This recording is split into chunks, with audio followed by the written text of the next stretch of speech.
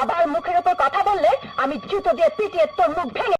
বাংলা চলচ্চিত্রে ভিলেন চরিত্রে নারীদের উপস্থিতি তুলনামূলকভাবে কম হলেও রিনা খান সেই জায়গায় নিজেকে আলাদাভাবে প্রতিষ্ঠিত করেছেন। তার অভিনয় শক্তিশালী, সাহসী ও প্রভাবশালী খল চরিত্রগুলো তাকে দর্শক মহলে বিশেষ পরিচিত এনে দেয়। রিনা খানের ক্যারিয়ারের একটি গুরুত্বপূর্ণ মোড় আসে যখন একটি জনপ্রিয় সিনেমায় তিনি কিংবদন্তি অভিনেত্রী শাবানার বিপরীতে অভিনয় করেন। সেই দৃশ্যে তার শক্তিশালী পারফরমেন্স, এমনকি একটি আবেগঘন থাপ্পড়ের দৃশ্য, যা নিয়ে দীর্ঘদিন দর্শক মহলে আলোচনা হয়, তাকেই হঠাৎ করে আলোচনার কেন্দ্রবিন্দুতে নিয়ে আসে। ওই দৃশ্যের পর থেকে তিনি ভিলেন চরিত্রে আরো বেশি পরিচিতি পেতে শুরু করেন। এরপর থেকে রিনা খান আর পেছনে ফিরে তাকাতে হয়নি। একের পর এক সিনেমাতে নেতিবাচক চরিত্রে অভিনয় করে দর্শকের মনে গভীর ছাপ পেলেন। তার অভিনয় শৈলী ছিল বাস্তবধর্মী এবং তীব্র, যা গল্পের ভিলেন চরিত্রকে আরো বিশ্বাসযোগ্য করে তুলত।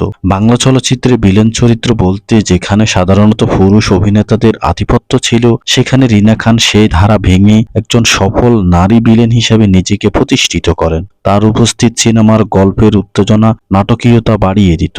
সব মিলিয়ে বলা চলে রিনা খান শুধু একজন অভিনেত্রী নন, তিনি বাংলার সিনেমার ভিলেন চরিত্রে নারীদের জন্য একটি শক্তিশালী অবস্থান তৈরি করেছেন, যা এখন দর্শক ও চলচ্চিত্র প্রেমীদের মাঝে আলোচনার বিষয় হয়ে উঠেছে।